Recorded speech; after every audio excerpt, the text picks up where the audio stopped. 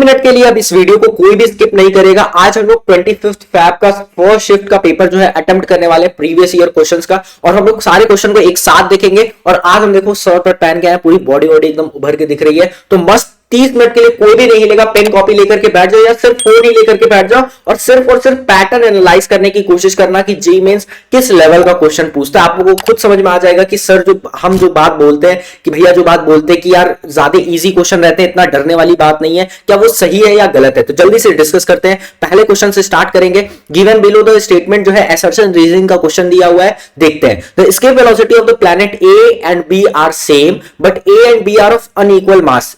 Escape velocity क्या होता है, ध्यान से देखो। जो स्केप वेलोसिटी होता है वो under root of G mass of the earth upon radius होता है, हाँ की ना। क्या यही स्केप वेलोसिटी होता है? अगर स्केप वेलोसिटी ए और बी का वी ए और वी बी अगर क्या इक्वल है, तो ये इक्वल का क्राइटेरिया क्या होना चाहिए कि mass M upon R, M A upon R A is equal to M B upon R B. क्या इन दोनों का अगर रेशियो सेम हो गया तो जाहिर सी बात है क्या स्केप वेलोसिटी दोनों की सेम हो जाएगी। यानी कि क्या अनइक्वल मास पे भी क्या स्केप वेलोसिटी सेम हो सकती है, हाँ कि ना? हो सकती है सर, बिल्कुल ट्रू ऑप्शन है। जो यानी कि जो असर्शन दिया है वो सही दिया है।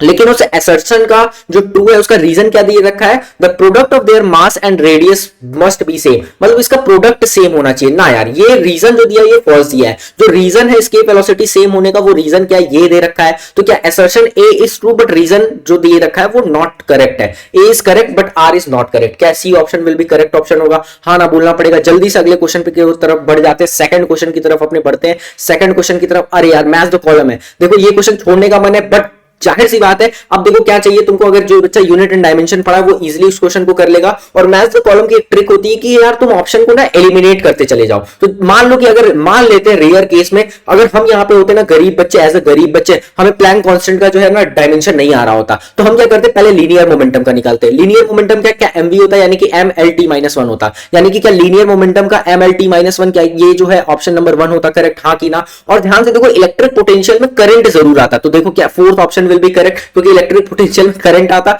और काइनेटिक एनर्जी क्या हाफ एम बी स्क्वायर होता है, यानी कि क्या बोल सकते हैं M L two T minus two. क्या ये जो है M L two T minus two क्या काइनेटिक एनर्जी का है? तो जाहिर सी बात है जो बचा हुआ है क्या वो प्लैंक कांस्टेंट का होगा। क्या सेकंड ऑप्शन करेक्ट है? अब ढूंढ लो कि कौन सा इसमें से सही है। ठीक है, हम मैच कर दिए। अच्छा सर, अब अगले क्वेश्चन की तरफ बढ़ते हैं। देख लो यार अभी तुम्हारे सामने दो क्वेश्चन, यानी कि क्या कॉन्फिडेंस हम बूस्ट करा दिए हैं, हाँ कि ना? हाँ सर, कॉन्फिडेंस आप बूस्ट करा दिए। जल्दी से अब हम लोग क्या करते हैं, किस क्वेश्चन पे? क्वेश्चन नंबर थर्ड पे बढ़ते हैं। If the time period of the 2 metre long दे रखा है, लेंथ जो है 2 मीटर लॉन्ग दे रखा है, simple pendulum is 2 second. Time period क्या दे रखा है? 2 सेकंड दे रखा है। The acceleration due to gravity at the place where pendulum is executing SHM. तो आप लोगों को पता है कि जो टाइम पीरियड का फॉर्मूला होता है वो होता है 2 pi under root of L by G, यानी कि हम लोग बोल सकते हैं टी अपॉन 2 पाई का whole square is equal to L by G. यानी कि जी जो है क्या अपने को जी ही पता करना है, तो जी इज इक्वल टू क्या हो जाएगा?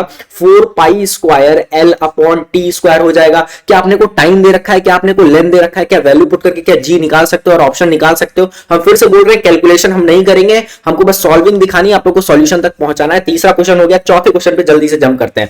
आ जाओ, मजा आ रहा है सर। अच्छा सर देखो ध्यान से, a student is performing the experiment of the resonance column का एक्सपेरिमेंट परफॉर्म कर रहा है। The diameter of the column tube is 6 centimetre. Diameter अपने को दे रखा है 6 centimetre. The frequency of the tuning fork, frequency दे रखी है 504 दे रखी है हर्ट्ज ट्यूनिंग फॉर्क की। The speed of the sound at the given temperature, speed of sound दे रखा है 336 मीटर पर सेकंड। अच्छा sir, the zero of the metre scale coincide with the top end of the resonance column tube, top end पे coincide कर रहा है। The reading of the water level in the column when the first resonance occur. तो जाहिर सी बात है आप लोग को पता है कि 504 हर्ट्ज पे जो फर्स्ट रेजोनेंस ऑकर करेगा वो लैम्डा बाई 4 पे ऑकर करेगा, इज इक्वल टू लेंथ कितना वाटर कॉलम का कहां कोइंसाइड कर रहा है वो लेंथ प्लस ई, हाँ कि ना? क्या यही फॉर्मूला सिंपल सा यूज करते हैं जो रेजोनेंस बच्चा पढ़ा है ना, उसके लिए ये फॉर्मूला मतलब बाएं हाथ का खेल है। ये कैसे आ रहा है इसका फुल एक्सप्लेनेशन होता है बेटा। ये अगर आप लोग को एक बार आप सीख गए ना कि कैसे लैम्डा बाई 4 होता है, कैसे 3 लैम्डा बाई 4 होता है, ये कनेक्ट करना आप लोग सीख जाए तो आप लोग को अच्छे से रेजोनेंस वाले क्वेश्चन आने लगेंगे। क्या आप लोग को लैम्डा चाहिए और ई चाहिए, और ई की वैल्यू जो होगी क्या ई की वैल्यू 0.3 इंटू डी होगी, हाँ कि ना?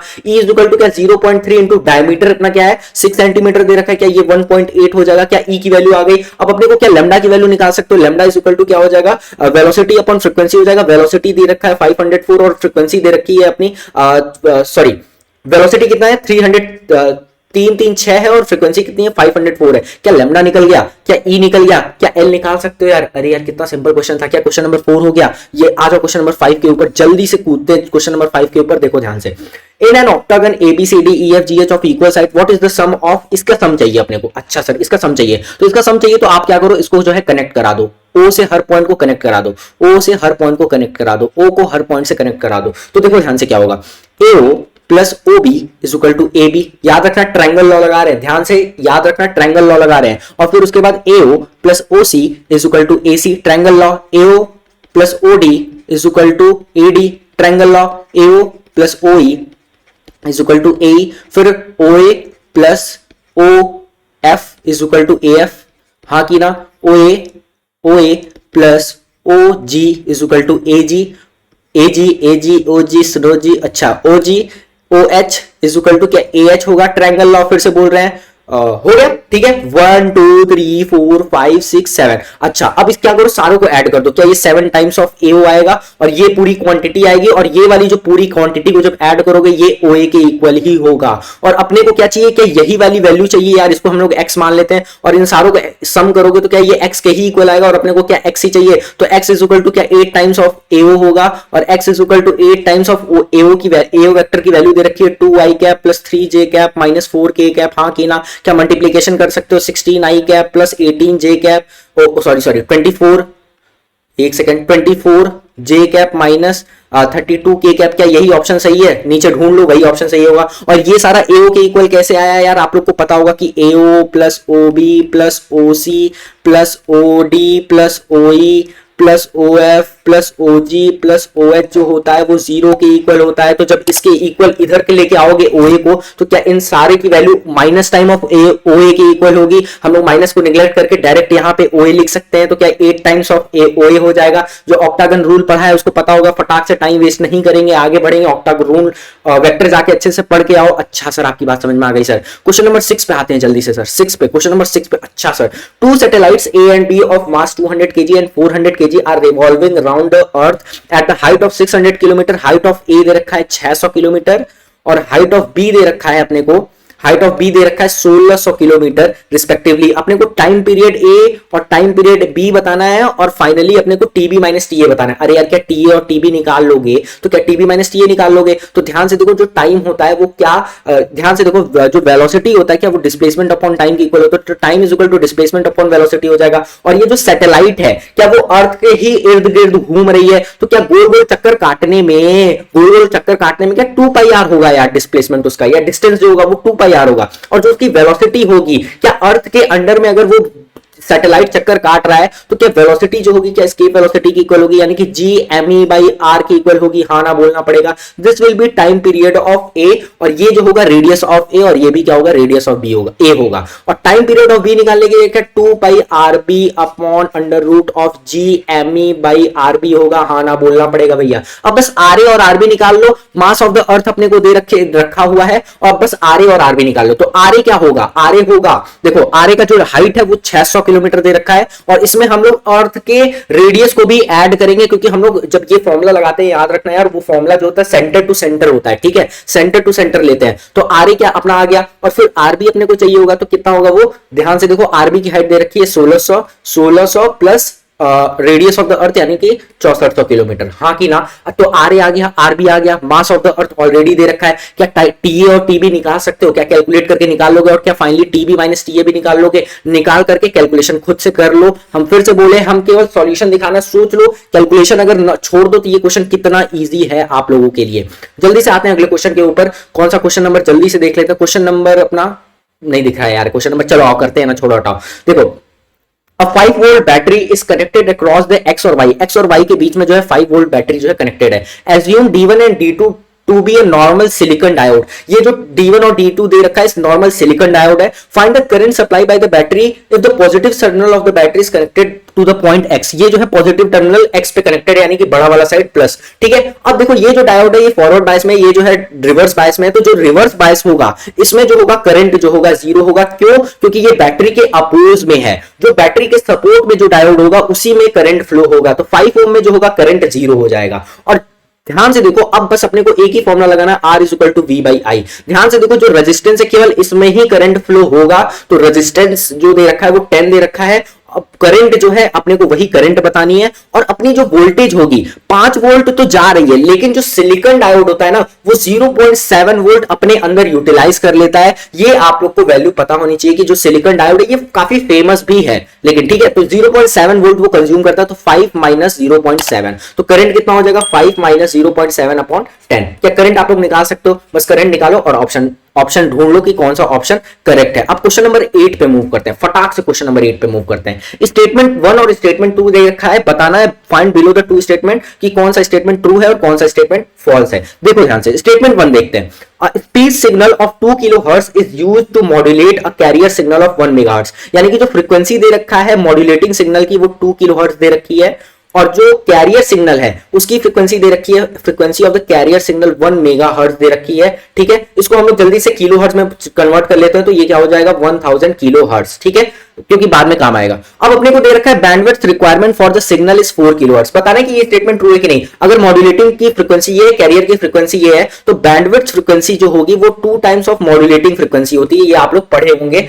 जब आप लोग ये सब पढ़े होंगे। ठीक है, ये मॉड्यूलेटिंग किस में आता है यार, ईएम वेव्स में आता है। जब आप लोग ये पढ़े होंगे तो आप लोग को पता होगा जो बैंडविड्थ फ्रीक्वेंसी होती है 2 टाइम्स ऑफ एफएम होती है। ठीक है, तो एफएम अपने को दे रखा है 2, तो 2 इंटू 2 क्या हो जाएगा 4 किलोहर्ट्ज हो जाएगा, और अपने को देखो यही 4 किलोहर्ट्ज दे रखा है, तो यानी कि स्टेटमेंट 1 क्या ट्रू है यार। अच्छा सर, स्टेटमेंट 1 ट्रू है। अब जो साइड बैंड फ्रीक्वेंसी होती है वो ऊपर वाली फ्रीक्वेंसी और नीचे वाली फ्रीक्वेंसी, मैक्सिमम फ्रीक्वेंसी और मिनिमम फ्रीक्वेंसी। तो जो साइड बैंड फ्रीक्वेंसी होती है, साइड बैंड जो होती है वो एफएम, वो एफसी प्लस एफएम से लेकर के ऊपर वाला मतलब मैक्सिमम और फिर मिनिमम, यानी कि एफसी माइनस एफएम तक होती है साइड बैंड फ्रीक्वेंसी। तो मैक्सिमम के लिए क्या एफसी प्लस एफएम करेंगे, यानी कि 1000 प्लस 2 करेंगे, तो क्या ये हो जाएगा 1002 किलोहर्ट्ज, हाँ कि ना। और मिनिमम के लिए क्या ये 998 किलोहर्ट्ज हो जाएगा, हाँ कि ना। क्या इसमें से इसमें माइनस कर देंगे, और अपने को देखो साइड बैंड फ्रीक्वेंसी यही दे रखी है, तो क्या दूसरा ऑप्शन भी सही है, यानी कि स्टेटमेंट 1 और स्टेटमेंट 2 दोनों सही है। Both statement 1 and statement 2 are correct. क्या क्वेश्चन नंबर 8 हो गया। जल्दी से क्वेश्चन नंबर 9 की तरफ बढ़ते हैं, टाइम वेस्ट नहीं करेंगे, अपने पास टाइम नहीं है। फिर से असर्शन रीजन दे रखा है, बहुत सही, देख लो कितना आसान पेपर है। अच्छा सर, क्योंकि एक बच्चा कमेंट किया था कि सर आप केवल इजी क्वेश्चन उठाते थे, जब हम प्रीवियस ईयर क्वेश्चन का एक एक क्वेश्चन का वीडियो बनाते तो आप बोलते थे इजी क्वेश्चन, लेकिन अब देख लो तुम्हारे सामने पेपर सॉल्व कर रहे हैं। अच्छा आ जाओ, दो स्टेटमेंट दे रखा है असर्शन रीजन, असर्शन पढ़ते हैं। When a rod lying freely is heated no thermal stress is develop in it. अगर मान लो कोई रॉड है उसको फ्रीली अगर हीट करोगे, अगर फ्रीली हीट करोगे तो सोचो इसमें थर्मल स्ट्रेस कहां क्रिएट होगा। अगर थर्मल स्ट्रेस क्रिएट कराना है ना तो आप बाहर से कोई स्ट्रेस इसमें रोकने वाला है, मतलब जो लेंथ बढ़ रही है ना ये, या जो स्ट्रेस जो हीट करा रहे उसके अपोज में कोई मटेरियल को लाओ जो कि स्ट्रेस क्रिएट करे। लेकिन ये रॉड क्या है, फ्रीली रखा हुआ है, तो फ्रीली रखा है तो कोई भी स्ट्रेस क्रिएट नहीं हो रहा है, यानी कि ये जो असर्शन है वो ट्रू है। लेकिन रीजन क्या दे रखा है, on heating the length of the rod increases. Length of the rod increase करता है, जाहिर सी बात है, अगर हीट करोगे तो लेंथ रॉड की इंक्रीज होती है। लेकिन ये जो रीजन दे रखा है ना, ये असर्शन का सही रीजन नहीं है। जो रॉड कोई भी थर्मल स्ट्रेस जो रॉड में क्रिएट नहीं होती है ना, उसका रीजन ये होता है कि बाहर से कोई स्ट्रेस हम लोग नहीं देते हैं जब रॉड को हीट करते हैं, और ये रॉड फ्रीली एग्जिस्ट है। उसका रीजन ये नहीं कि रॉड जो है उसकी लेंथ बढ़ रही है इस वजह से थर्मल स्ट्रेस नहीं क्रिएट हो रहा है। थर्मल स्ट्रेस इस वजह से नहीं क्रिएट हो रहा है क्योंकि वो फ्रीली पड़ी हुई है, कोई बाहर से स्ट्रेस देने वाला नहीं है। आप लोग जब ट्रेन की पटरी भी देखते हो ना तो ध्यान से देखो, दो पटरियों के बीच में गैप होता है। वो गैप इसीलिए होता है कि गर्मियों में जब जो अपना पटरी है, जो अपना ट्रैक है, वो जब हीट होगा तो वो एक्सपैंड करेगा, और थोड़ा सा स्पेस अगर छोड़ के रहोगे तो एक्सपैंड होगा, तो उसको जगह मिलेगी थोड़ा सा एक्सपेंशन के लिए। तो जब अगर सोचो दोनों पटरियों को चिपका दोगे ना तो वो एक्सपेंशन की जगह नहीं मिलेगी, और फिर वहां पे थर्मल स्ट्रेस क्रिएट होगा। क्यों? क्योंकि ये वाला इसको अपोज करेगा और वो वाला उसको अपोज करेगा, जिसकी वजह से पटरी टूटने की चांसेस है, ट्रैक एक्सीडेंट होने की चांसेस है। ठीक है, तो दोनों ऑप्शन सही है, बट ये जो है रीजन जो है करेक्ट रीजन नहीं है। Both A and R true, दोनों सही है, बट करेक्ट एक्सप्लेनेशन नहीं है आर, यानी कि बी ऑप्शन जो होगा सही होगा। क्वेश्चन नंबर 9 हो गया। अच्छा सर, फटाक से क्वेश्चन नंबर 10 के ऊपर जंप करते हैं। देखो क्वेश्चन नंबर 10 ये दे रखा है अपने पास।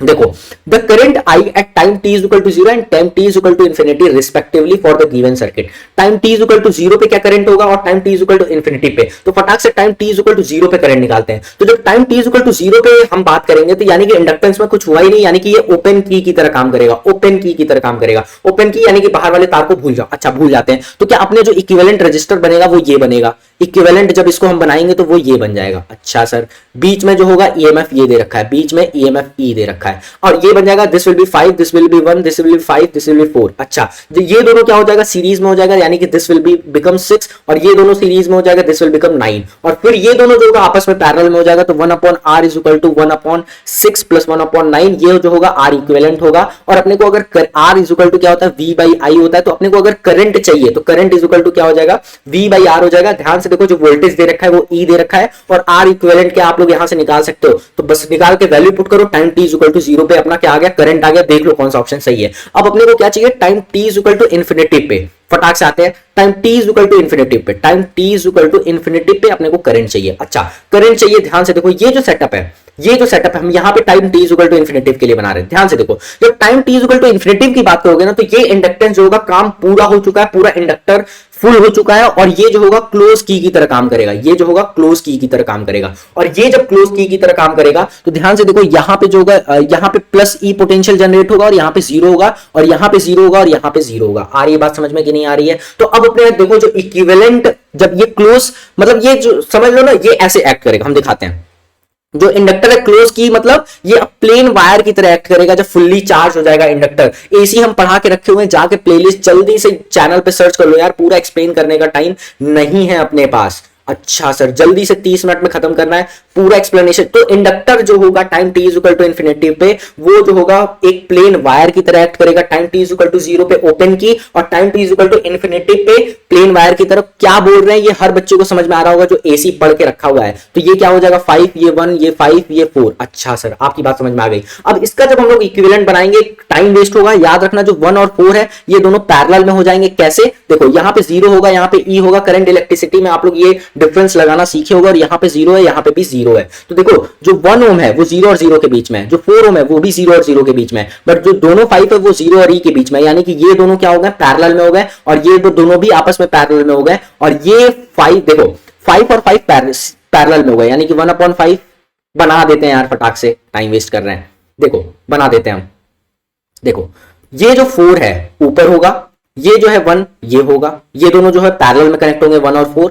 देखो 1 और 4 पैरेलल में कनेक्ट हो गए, और जो 5 यहां पे अपना प्लेन वायर देखो ये बीच में चला गया, प्लेन वायर देखो बीच में चला गया, और ये जो बैटरी है ये इधर आ गई है ई। ये 4 है, ये 1 है, ये 5 है, ये भी 5 है। तो ये दोनों क्या पैरेलल में है? ध्यान से देखो, ये दोनों पैरेलल में है, ये दोनों पैरेलल में है। तो क्या 1/4 प्लस 1/1 होगा, this will be 1/r dash, हाँ की ना। और फिर उसके बाद 1/5 प्लस 1/5 क्या 1/r डबल डैश होगा, और अपने को r ट्रिपल डैश, यानी कि इक्विवेलेंट रेजिस्टेंस निकालने के लिए क्या r dash plus r double dash करना होगा, और जो करंट निकालने के लिए क्या v बाई r इक्विवेलेंट करना होगा। और अपने को v पता है, e दे रखा है, और r इक्विवेलेंट क्या कैलकुलेशन ये करके निकाल सकते हो।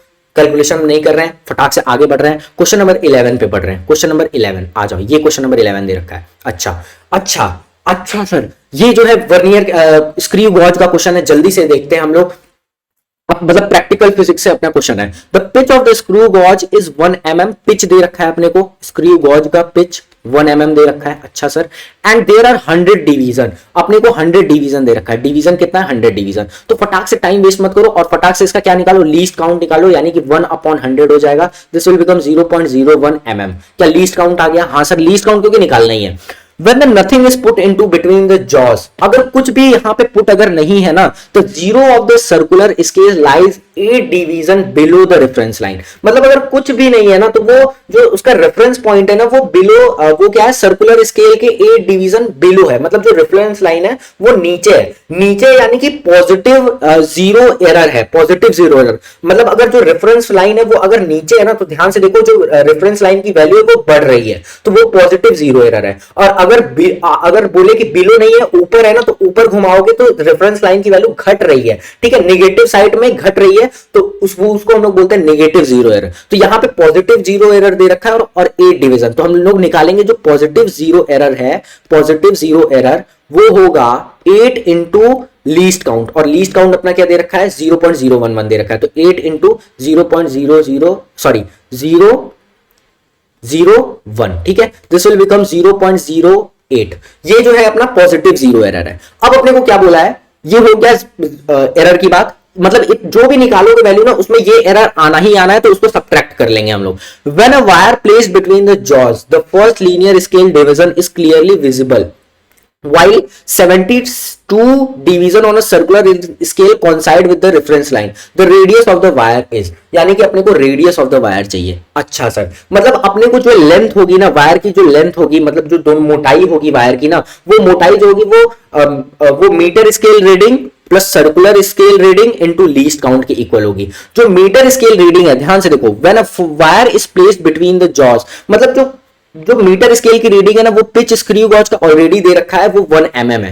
मतलब उसकी मतलब वो जो लेंथ है, मतलब मीटर स्केल की रीडिंग है वो हमेशा 1 mm होगी ही होगी। और सर्कुलर स्केल रीडिंग जो आ रहा है वो 72 आ रहा है, और जो लीस्ट काउंट अपना दे रखा है वो दे रखा है 0.01, ये लीस्ट काउंट दे रखा है। तो क्या अपने को वो मोटाई आ जाएगी, मतलब वायर की जो है मोटाई आ जाएगी, यानी कि लेंथ बोल सकते हैं।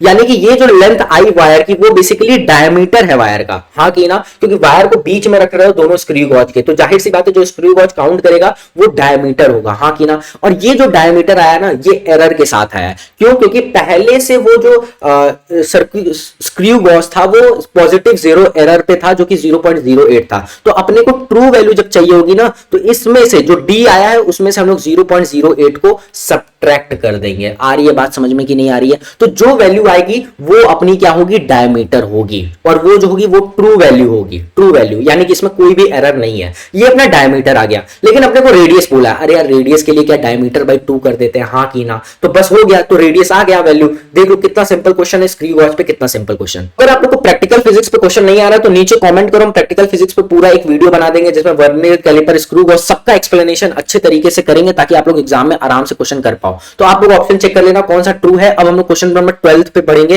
टाइम ज्यादा लग रहा है लेकिन कोई भी चिंता करने वाली बात नहीं। ध्यान से देखो, an alpha particle and a proton are accelerated from the rest, और ये जो है 200 वोल्ट के सप्लाई में जो है दोनों एक्सेलरेट कर रहे हैं। After this the de Broglie wavelength, यानी कि अल्फा और अल्फा प्रोटॉन, ठीक है, अपने को डी ब्रॉगलीज वेवलेंथ बताना है, अपने को इन दोनों का बेसिकली रेशियो बताना है यार। अरे यार रेशियो बताना है, जाहिर सी बात है दोनों अगर इलेक्ट्रॉन एक्सेलरेट कर रहे हैं तो लेमडा अल्फा जो होता है या जो डी ब्रॉगलीज वेवलेंथ होता है वो होता है h/p।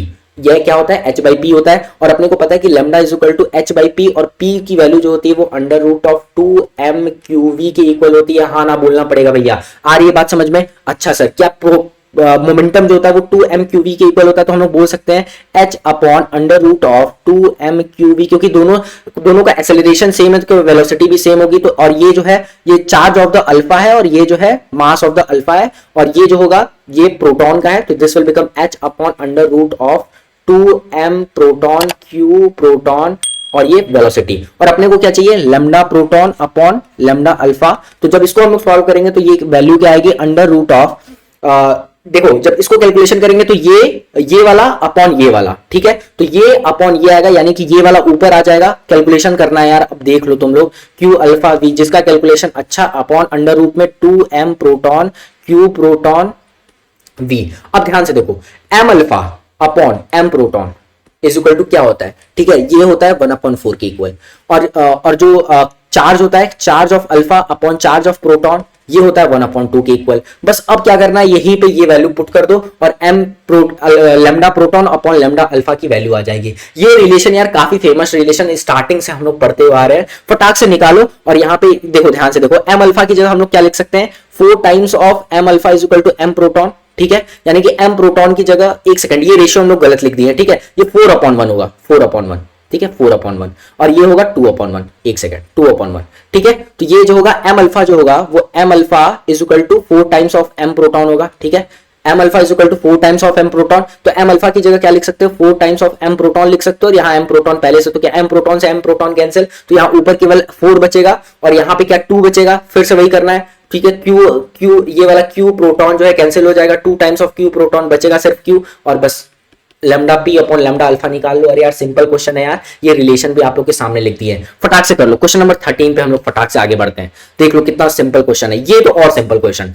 2 coherent light sources having intensity in the ratio of 2x, 2 coherent sources दे रखे हैं, दोनों की इंटेंसिटी का रेशियो, यानी कि 2 कोहेरेंट सोर्सेज मान लेते हैं I1 और I2 है, और इनका जो रेशियो है 2x/1 है, ठीक है, 2 कोहेरेंट सोर्सेज है I1 और I2, तो प्रोड्यूसेस एन इंटरफेरेंस पैटर्न, अपने को ये रेशियो बताना है, यानी कि Imax और I मिनिमम की वैल्यू निकाल लो, आप लोग को ये इसकी वैल्यू पता चल जाएगी। तो आई मैक्स की जो वैल्यू होती है यार वो होती है under root of i1 plus under root of i2, simple. और आई मिनिमम की जो वैल्यू होती है वो होती है under root of i1 minus under root of i2, simple. ठीक है, तो आई मैक्स की जो वैल्यू होगी वो आई मैक्स की वैल्यू होगी, i1 की वैल्यू देखो क्या है 2x है, i1 की वैल्यू 2x है और i2 की वैल्यू क्या दे रखी है 1 दे रखी है। अब वैल्यू पुट करो और आंसर निकालो, हम नहीं बताने वाले हैं। ठीक है, आई मैक्स की वैल्यू आई मिनिमम की वैल्यू कैलकुलेट कर लो। तो आगे बढ़ते हैं अगले क्वेश्चन पे। एक मिनट, यहाँ पे आई मैक्सिमम का होल स्क्वायर होगा। ठीक है, ये आई मैक्सिमम और आई मिनिमम की वैल्यू आप लोग बहुत जगह पढ़े होंगे, जब साउंड वेव्स पढ़ रहे होगे तो उसमें भी पढ़े होगे और जब लाइट पढ़ रहे होगे तो उसमें भी आई मैक्सिमम और आई मिनिमम का क्वेश्चन दिया होगा। ठीक है, और ये वाला जो है लाइट से रिलेटेड ही है, कोहेरेंट सोर्सेस क्योंकि लिखा हुआ है। ठीक है, अब आपको कैलकुलेशन कर लेना, आई ये वैल्यू निकालो और इन दोनों का रेशियो निकालो और आगे बढ़ो। फटाक से अगले क्वेश्चन की तरफ बढ़ते हैं, क्वेश्चन नंबर 14 के ऊपर। क्वेश्चन नंबर 14 के ऊपर बढ़ते हैं। अगला क्वेश्चन 14। अच्छा सर, वाह सर वाह, आप बहुत अच्छे इंसान है सर, आप तो जल्दी जल्दी सारा क्वेश्चन बता देते हैं। अच्छा, an engine train moving with uniform acceleration, एक इंजन ट्रेन है जो कि एक्सेलरेशन यूनिफॉर्म एक्सेलरेशन से मूव कर रहा है, passes the signal post with the velocity of u, जो इसका आगे वाला फ्रंट व्यू है ना वो u से पास कर रहा है और लास्ट कंपार्टमेंट जो है वो v से, यानी कि फाइनल वेलोसिटी इज v और initial velocity is u। The velocity with which middle part of the train passes to the post, मतलब जो मिडिल पार्ट है वो कितने वेलोसिटी से पास होगा। तो थर्ड इक्वेशन लगा, v square is equal to u square plus 2al होगा। l is the length of the train का, कंपार्टमेंट का कितना लेंथ है, और अपने को मिडिल पार्ट की वेलोसिटी बतानी है, यानी कि v मिडिल का स्क्वायर जो होगा, v मिडिल का स्क्वायर वो होगा u स्क्वायर प्लस 2al/2। क्यों l/2 ले रहे हैं, क्योंकि मिडिल की बात कर रहे हैं। ठीक है, अब अपने को क्या करेंगे हम लोग, यहां पे ध्यान से देखो, u की जगह हम लोग क्या करने वाले हैं ना, एक सेकेंड, हाँ ये जो होगा ये फर्स्ट इक्वेशन मान लो इसको, और इसको जो है सेकंड इक्वेशन बना लो। फिर क्या होगा, 2 से 2 कैंसिल हो जाएगा, तो v मिडिल का स्क्वायर, v मिडिल, और अपने को यही चाहिए यार u स्क्वायर और al की, अब बस तो क्या करो देखो ध्यान से, v square minus u square upon 2, क्या ये al की वैल्यू यही होगी, और हम लोग al की वैल्यू की जगह यही पुट कर देंगे, तो v square minus u square upon 2, और इसको जब कैलकुलेट करोगे तो this will become v square minus u square upon 2, ये और फिर यहाँ का अंडर रूट स्क्वायर उड़ के यहाँ आएगा तो अंडर रूट लग जाएगा, तो under root of v square minus u square upon 2, under root of v square minus u square upon 2। यहां तक सही है, ये कैलकुलेशन देख लो सही है या गलत है। ठीक है, यहां तक सही है। ठीक है, कैसे क्लियर, सिंपल क्वेश्चन है, देख ध्यान से देख लो। अपने को पता है कि ऑप्शन जो है किस टर्म में है, बस उस टर्म में हम लोग पहले इक्वेशन से हेल्प लेके कन्वर्ट किए, बस और कुछ नहीं है यार। क्वेश्चन नंबर 15 पे आओ। अच्छा सर, क्वेश्चन नंबर 15 पे आते हैं, क्वेश्चन नंबर 15 पे आते हैं। क्वेश्चन नंबर 15 क्या है, देखो, a proton, a deuteron and an alpha particle are moving with the same momentum in a uniform magnetic field। uniform magnetic field में ये जो है same momentum के साथ p के साथ जो है मूव कर रहा है। the ratio of the magnetic forces acting on them, यानी कि अपने को F1 ratio F2 ratio F3 बताना है, एंड देयर स्पीड, और यानी कि V1 ratio V2 ratio V3 बताना है। अरे यार सिंपल है, देखो रेशियो तुम लोग खुद निकालोगे, बस F1 क्या है, ये जो है force acting on the proton. Proton का हम लोग जो मास है, प्रोटॉन का जो मास है वो हम लोग m मान लेते हैं, और जो प्रोटॉन का चार्ज है उसको हम लोग q मान लेते हैं, उसको क्या मानते हैं, q मान लेते हैं। तो जो फोर्स है वो फोर्स, ध्यान से देखो, जो फोर्स होता है ना, अगर किसी मैग्नेटिक फील्ड में मूव कर रहा है तो फोर्स जो होता है वो qvb के इक्वल होता है, और जो मोमेंटम p होता है वो mv के इक्वल होता है, यानी कि v इज इक्वल टू क्या p/m हो सकता है, हाँ कि ना, यानी कि हम लोग यहाँ पे भी क्या force is equal to q, और वेलोसिटी की जगह क्या p/m लिख सकते हैं, pb/m लिख सकते हैं। तो फोर्स चाहिए और वेलोसिटी चाहिए, बस यही फॉर्मूला लगाना है। ठीक है, q pb/m और p/m, बस यही फॉर्मूला। तो F1 निकालने के लिए क्या होगा, देखो प्रोटॉन का जो चार्ज है हम लोग q मान चुके हैं, मोमेंटम जो है सेम है तीनों का, तो b अपॉन मास जो है वो प्रोटॉन का m है, और फिर उसके बाद F2 पे आओ, चार्ज। अब देखो F2 मतलब ड्यूट्रॉन का निकालना है, तो जो चार्ज होता है ना ड्यूट्रॉन का, वो प्रोटॉन के चार्ज के ही इक्वल होता है, तो क्या हम लोग Q बोल सकते हैं, और फिर मोमेंटम सेम है, मैग्नेटिक फील्ड सेम है, और जो मास होता है ड्यूट्रॉन का वो 2 times of mass of proton के इक्वल होता है, हाँ कि ना, आप लोग को बात समझ में आ रही होगी। और अब हम लोग F3 निकाल लेते हैं, वो होगा जो चार्ज होता है, अब देखो F3 जो है वो अल्फा पार्टिकल का है, किसका है, अल्फा पार्टिकल का है, force acting on the alpha particle. जो charge on the alpha particle होता है वो 2 times of charge of proton के इक्वल होता है, मोमेंटम और मैग्नेटिक फील्ड तो सेम है, और जो मास होता है ना, जो मास होता है किसका, प्रोटॉन का, सॉरी अल्फा पार्टिकल का, वो 4 times of mass of the proton के इक्वल होता है। आप लोगों को बात समझ में आ रही होगी। तो अब क्या कर सकते हो, क्या F1 F2 और F3 का रेशियो निकाल सकते हो, उसी तरीके से V1 V2 V3 भी निकाल सकते हो यार। देखो V1 जो होगा momentum upon mass of the proton क्या है, m दे रखा है। v2 क्या होगा, momentum upon mass of the 2 क्या होगा, दैट इज 2m होगा,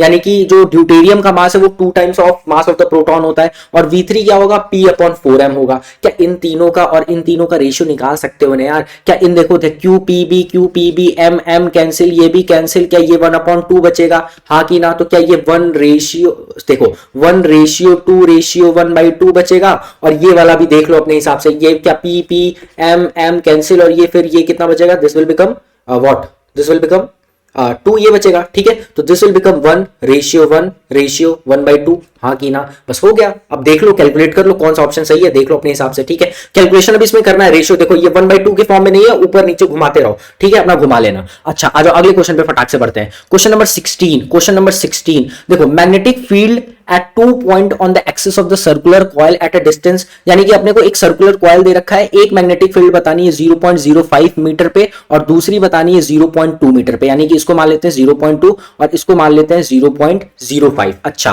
from the centre are in the ratio, यानी कि जो मैग्नेटिक फील्ड दे रखा है, यानी कि B1 इसको मान लेते हैं हम लोग, B1 मान लेते हैं, इसको हम लोग B2 मान लेते हैं, यानी कि इसका रेशियो में दे रखा है B1 रेशियो B2 8:1 दे रखा है। The radius of the coil, अरे यार magnetic field on the axis of the coil क्या होता है यार, mu naught N I R square upon 2r square plus x square के पावर में 3/2, where r is the radius of the circular coil, sorry circular क्या coil है ये, हाँ सर्कुलर कॉइल है। और जो अपना x है, ये पहले वाले B1 के लिए क्या x 0.05 दे रखा है और दूसरे वाले के लिए क्या x जो है 0.2 दे रखा है। अरे यार तो बस वैल्यू तो पुट करना है यार। अगर B1 की बात करो, ध्यान से देखो, B1 की बात करोगे तो new not I R radius अपने को चाहिए r square upon 2r square और x की वैल्यू कितनी है 0.05 का स्क्वायर के पावर 3/2 इज इक्वल टू 8/1। और B2 भी इसी तरह नीचे लिख लोगे, new naught N I R square upon 2r square plus 0.2 का स्क्वायर के पावर 3/2। अब बस कैलकुलेशन करो और रेडियस की वैल्यू फाइंड आउट कर लो। न्यू कैंसिल, ये 2 कैंसिल,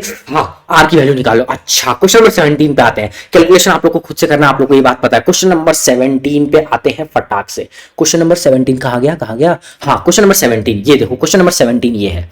अच्छा सर क्वेश्चन नंबर 17 सर, अच्छा सर क्वेश्चन नंबर 17, एक सेकेंड, हाँ ये है क्वेश्चन नंबर 17। देखो, The angular frequency of the alternating current in LCR circuit is 100 radian, यानी कि एंगुलर फ्रीक्वेंसी दे रखा है 100 रेडियन पर second. The component connected are shown in the figure, find the value of the inductance of the coil and the capacity of the capacity consider. अच्छा capacity condition अपने को क्या चाहिए, एक second, the component connected are shown in the figure दे रखा है अपने को सिंपल सा। Find the value of the inductance, inductance की वैल्यू चाहिए और कैपेसिटेंस की वैल्यू चाहिए अपने को। अच्छा सर, तो देखो यहाँ पे ये देखो ओपन की लगा हुआ है, यानी कि ओपन की लगा, यानी कि इसको तो भूल जाओ, यानी कि इसको भूल जाओ, यानी कि एलसीआर सर्किट होने के लिए केवल ये रजिस्टर हो गया, ये इंडक्टर हो गया, उसके बाद ये अपना कैपेसिटर हो गया, ये अपना क्या हो गया, कैपेसिटर हो गया। इसका रेजिस्टेंस 60 दे रखा है, इसका 20 वोल्ट दे रखा है इंडक्टेंस। इस रेजिस्टेंस में क्या वोल्टेज जो है 15 वोल्ट का है और इसमें जो है कैपेसिटर का वोल्टेज 10 वोल्ट दे रखा है। आपको सी बताना है और एल बताना है। ये एलसीआर सर्किट है, ये क्या है, एलसीआर सर्किट है। अच्छा सर, यानी कि resistance is equal to current upon क्या होता है, resistance is equal to V by R होता है, sorry R is equal to V by I होता है, सॉरी ठीक है। तो रेजिस्टेंस जो होगा, रेजिस्टेंस देखो ध्यान से, इस रेजिस्टर के लिए क्या रेजिस्टेंस जो है 60 ओम दे रखा है और अपना जो वोल्टेज है वो क्या 15 वोल्ट है। और अगर ये एलसीआर सर्किट है तो क्या अपने को IRMS की वैल्यू इस रेजिस्टेंस के हेल्प से मदद पता चल जाएगी, यानी कि IRMS इज इक्वल टू 15/60 होगा। हाँ ना बोलना पड़ेगा भैया, हाँ सर आपकी बात अच्छी तरीके से समझ में रही। अच्छा सर, वाह सर वाह। यानी कि अगर XC चाहिए, ध्यान से देखो, अपने को क्या चाहिए, कैपेसिटेंस की वैल्यू चाहिए और इंडक्टेंस की वैल्यू चाहिए। यानी कि जो कैपेसिटेंस के केस में अगर हम लोग बात करें, कैपेसिटेंस की केस में, तो कैपेसिटेंस के केस में क्या XC is equal to V by IRMS होगा, हाँ कि ना। और अगर इंडक्टेंस के केस में बात करें तो XL is equal to V upon IRMS होगा, हाँ ना बोलना पड़ेगा भैया। तो XC इज इक्वल टू क्या होता है, XC इज इक्वल टू होता है 1/ωc और वोल्टेज अपना दे रखा है इस कैपेसिटर का 10 वोल्ट और IRMS की हम लोग वैल्यू पता कर चुके हैं, दैट इज 15/60 और ओमेगा की वैल्यू अपने को 100 दे रखी है। क्या यहां से C निकाल सकते हो यार, सारी वैल्यू तो दे रखी है भैया, सी निकाल लो। अरे बाप रे, हाँ अच्छा, एक्सएल की वैल्यू क्या होती है, ओमेगा एल होती है, एक्सएल की वैल्यू ओमेगा एल होती है। और वोल्टेज अपना देखो इस इंडक्टर का 20 वोल्ट दे रखा है और अपने को करंट दे रखा है, IRMS की वैल्यू कितनी है 15/60 है और अपने को ओमेगा की वैल्यू तो 100 दे रखी है। अरे यार सारी वैल्यू दे रखी है, निकाल। अच्छा सर, आपकी बात समझ में आ गई। क्या इंडक्टर की वैल्यू एल निकाल लेंगे, क्या कैपेसिटेंस की वैल्यू सी निकालेंगे? अरे यही तो पूछा है ना, निकाल के बस आंसर रख दो, हो गया। अच्छा सर, आपकी बात समझ में आ गई। आप बहुत अच्छे इंसान है सर, आपको बता नहीं सकते। वहां सर कमेंट कर दो इसी बात पे। अगले क्वेश्चन पे बढ़ते हैं, क्वेश्चन नंबर 18 पे बढ़ते हैं। फटाफट करने की वजह से हम ये सारे प्रॉब्लम्स का कैलकुलेशन पूरी तरीके से नहीं कर रहे, नहीं तो सोचो यार टाइम वेस्ट है। अच्छा देखो, A diatomic gas having Cp की वैल्यू दे रखी है, Cv की वैल्यू दे रखी है, is heated at a constant pressure. The ratio constant pressure यानी कि आइसोबेरिक प्रोसेस है। आप लोग को पता है constant pressure यानी कि आइसोबेरिक प्रोसेस है। डायटोमिक गैस है, अपने को du, dq, dw की वैल्यू चाहिए। dw इज इक्वल टू होता है nr dt for isobaric process, अगर गैस डायटोमिक है, nr dt, और जो du होता है वो NCVDT के इक्वल होता है, हाँ ना बोलना पड़ेगा। और जो DQ होता है वो NCPDT के इक्वल होता है, हाँ ना बोलना पड़ेगा। अरे यार DW की वैल्यू ध्यान से देखो, अब आपको क्या चाहिए, इन तीनों का रेशियो चाहिए। देखो N से N कैंसिल। अब देखो R की वैल्यू, R की वैल्यू यार, R की वैल्यू क्या बताएं। देखो CV की जगह क्या, CV की जगह 5/2R लिख सकते हो, DT से DT कैंसिल, और CP की जगह क्या 7/2R लिख सकते हो बस के। अरे यार फिर रेशियो चाहिए ना, बस रेशियो निकाल लो। DU को पहले लिखोगे, DU को पहले लिखो, DQ को बाद में लिखो, और DW को लास्ट में लिखो, और तीनों की वैल्यू तुम्हारे सामने रखे हुए हैं। CV CP की वैल्यू दे रखी है, बस निकालो और रेशियो निकालो और आंसर निकालो यार, खत्म। Question number 18 bye bye. अच्छा क्वेश्चन नंबर 19 पे फटाक से कूदते। क्वेश्चन नंबर 19 पे देखो ध्यान से, क्वेश्चन नंबर 19 थोड़ा सा अच्छा क्वेश्चन है, थोड़ा सा अच्छा क्वेश्चन है, ज्यादा नहीं बस थोड़ा सा अच्छा क्वेश्चन है। देखो two radioactive substance X और Y देख रखा है, originally having N1 and N2 nuclei. Originally starting में ऑन N1 और N2 न्यूक्लियाई दे रखा है। Half life of X is half of the मतलब हाफ लाइफ ऑफ X जो दे रखा है वो हाफ लाइफ ऑफ Y के हाफ के इक्वल है। ठीक है, ये थोड़ा सा अच्छा स्टेटमेंट है। After 3 half life of Y का 3 half life, after 3 half life of Y, after 3 half life of Y। देखो क्वेश्चन में आगे दे रखा है number of nuclei of both are equal. अगर 3 हाफ लाइफ की बात करोगे, दोनों की जो नंबर ऑफ न्यूक्लियाई है यानी कि जो NY है वो NX के इक्वल होगा आफ्टर 3 हाफ लाइफ। ठीक है, अब क्या दे रखा है, the ratio of N1 upon N2 will be equal to, यानी कि 3 हाफ लाइफ के बाद कितने न्यूक्लियाई जो है N1 और N2 के रिमेनिंग होंगे, अपने को ये देखना है, रिमेनिंग न्यूक्लियाई देखना है, ध्यान रही ये बात। ठीक है, यानी कि अगर 3 हाफ लाइफ की अगर बात कर लो तो जो अनडीके होता है ना, अनडीके होता है फॉर, ये फॉर्मूला है यार, सिंपल सा फॉर्मूला है। अनडीके कितना अनडीके हुआ है वो होता है N0 upon 2 to the power n, कितने हाफ लाइफ के बाद, where n stand for number of half life, कितने number of half life perform हुए हैं। तो क्या कितने अनडीके यानी कि रिमेनिंग न्यूक्लियाई फॉर N1 के लिए रिमेनिंग न्यूक्लियाई क्या हो जाएगा, N1 अपॉन कितना है भैया, कहां गया, 2 टू द पावर n। ये N1 का यानी कि ये कितना है, 3 होगा। ठीक है, यानी कि आफ्टर 3 हाफ लाइफ की बात किया है। और फिर रिमेनिंग न्यूक्लियाई ऑफ N2 कितना होगा, वो होगा N2 अपॉन 6। N2 अपॉन 6 कितना है, क्योंकि जब X का जो हाफ लाइफ है, जो X का हाफ लाइफ है वो हाफ लाइफ ऑफ Y के इक्वल है। ठीक है, तो ये कितना होगा, जब 2 को उधर ले जाओगे तो हाफ लाइफ ऑफ जब 3 हाफ लाइफ ऑफ X की बात करोगे, जब 3 हाफ लाइफ ऑफ X की बात करोगे तो Y का जो 3 हाफ लाइफ होगा वो 6 time of half life of X की इक्वल हो जाएगा। इसीलिए यहां पे हम लोग 2 टू द पावर 6 लिखे, यानी कि 6 हाफ लाइफ, यानी कि जो नंबर ऑफ न्यूक्लियाई होगा यानी कि N1 upon 2 to the power 3 is equal to N2 upon 2 to the power 6, ये दोनों इक्वल होगा। मतलब 3 हाफ लाइफ ऑफ N1 उसका जो न्यूक्लियाई बचेगा, मतलब 3 हाफ लाइफ हुआ तो उसके बाद N1 का कुछ न्यूक्लियाई बचेगा, N1 के कुछ न्यूक्लियाई बचे, उसके बाद जो 3 हाफ लाइफ में ना N2 का 6 हाफ लाइफ हो चुका होगा। N2 का कितना हाफ लाइफ हो चुका होगा, 6 हो चुका होगा। वो हम लोग कैसे पता कर रहे हैं, ये क्वेश्चन में दे रखा है, इस क्राइटेरिया के बेसिस पे डिफाइन कर रहे हैं कि जब तक X का 3 हाफ लाइफ हुआ होगा ना, Y का 6 हाफ लाइफ हो जाएगा, और उस टाइम पे दोनों का जो रिमेनिंग न्यूक्लियाई है ना वो दोनों सेम है। ये सारे क्वेश्चन में दे रखे हैं, दोनों के न्यूक्लियाई देखो सेम है, इसीलिए N1 upon 2 to the power 3 की और N2 upon 2 to the power 6 की है। यानी कि N1 अपॉन N2 जब अपने को चाहिए होगा तो this will become 2 to the power 3 upon 2 to the power 6। अब अब इसको सॉल्व कर लो, आंसर आप लोग का सामने आ जाएगा। अच्छा सर, कितना सिंपल क्वेश्चन था, रेडियो एक्टिविटी का बहुत अच्छा क्वेश्चन था और अक्सर इसी पे हाफ लाइफ पे ही क्वेश्चन पूछे जाते हैं। रेडियो एक्टिविटी से फटाक से अगले क्वेश्चन पे बढ़ेंगे, टाइम वेस्ट ज्यादा नहीं करेंगे। देखो सिंपल सा क्वेश्चन है, a solid sphere of radius R दे रखा है, solid sphere gravitationally attract a particle placed at 3r, 3r पे एक पार्टिकल दे रखा है, वो उसको क्या कर रहा है, अट्रैक्ट कर रहा है from its centre with force of F1 force के साथ क्या कर रहा है, अट्रैक्ट कर रहा है। Now the spherical cavity of r/2 की हम लोग क्या किए, स्फेरिकल कैविटी हम लोग बना लिए ऐसे, is made in the sphere.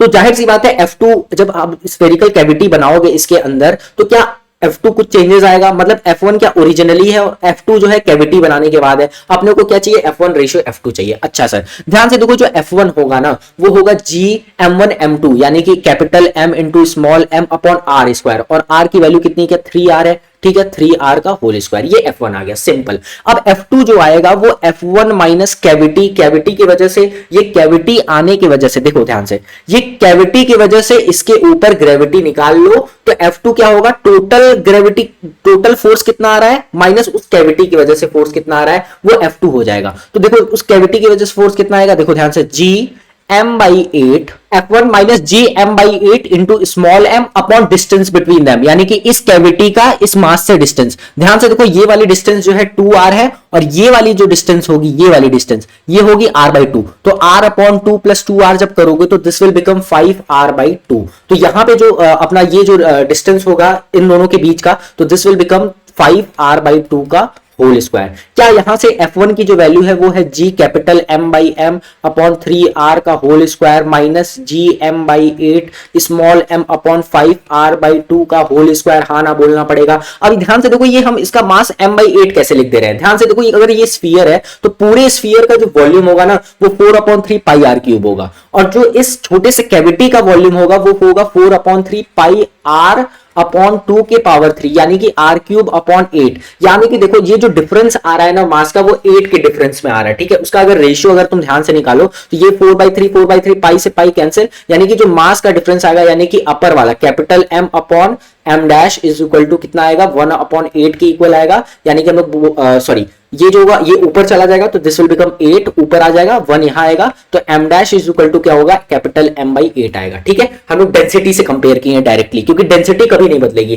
क्योंकि एक स्फीयर है वो, ठीक है। अब ध्यान से देखो, ये जो है अपना, ये ध्यान से देखो, ये अपना Gm अपॉन ये क्या आएगा, इसको जब सॉल्व करोगे तो F2 की वैल्यू आएगी और F1 की वैल्यू ये है, F2 की वैल्यू कैविटी बनने के बाद ये है, तो F1 रेशियो F2 यार निकालना है यार, ये वैल्यू अपॉन ये वैल्यू कर दो, कैलकुलेशन हम तो वैसे भी नहीं करने वाले, ठीक है। तो ये वैल्यू निकाल लो और रेशियो देख लो कि कौन सा रेशियो सेम है, आंसर आपका आ गया। तो ये रहा आप लोगों के लिए कंप्लीट वीडियो यार, एक पूरे पेपर का 20 क्वेश्चन किए हैं, जानबूझ के न्यूमेरिकल बेस्ड क्वेश्चन छोड़ रहे हैं क्योंकि जाहिर सी बात है उसके लिए ज्यादा टाइम लगेगा ही लगेगा। ये एक्सप्लेन करने में तकरीबन 40 मिनट या 35 मिनट की वीडियो होगी, बट अगर आप लोग करोगे ना तो ये 30 मिनट में आप लोग मिनिमम 25 टू 30 मिनट में आप सॉल्व कर सकते हो टोटल 20 क्वेश्चन। अगर आप लोग कॉमेंट भर दो ना तो अगला जो 10 क्वेश्चन बचा हुआ है वो भी कंप्लीट सॉल्व कराएंगे, और कॉमेंट अगर भर दो ना तो और भी इस तरीके के वीडियोस हम लोग हर पेपर को लेके आते रहेंगे। तब तक के लिए मिलते हैं अगले वीडियो में, चैनल को सब्सक्राइब करना मत भूलना। ये बात लास्ट में इसलिए बोल रहे हैं क्योंकि जो बच्चा लास्ट तक देखा होगा वही ये मेरी बात को कम्युनिकेट कर पाएगा, और हमको वही बच्चे चाहिए जो अच्छे तरीके से मेरे चैनल को देखते हैं। तो अपना प्यार मेरे ऊपर बनाए रखो और अपना ध्यान रखो, और चैनल को जल्दी से सब्सक्राइब कर लो, वीडियो को लाइक कर लो और कमेंट कर लो, क्योंकि यार बहुत मेहनत लगता है। पहले जो होता है सारे सॉल्यूशन को हम खुद करते हैं, फिर उसके बाद आप लोग को बताते हैं, ताकि आप लोग को बताते समय कोई गलती ना हो। तो जल्दी से चैनल को सब्सक्राइब कर लो, मिलते हैं अगले वीडियो में, बाय।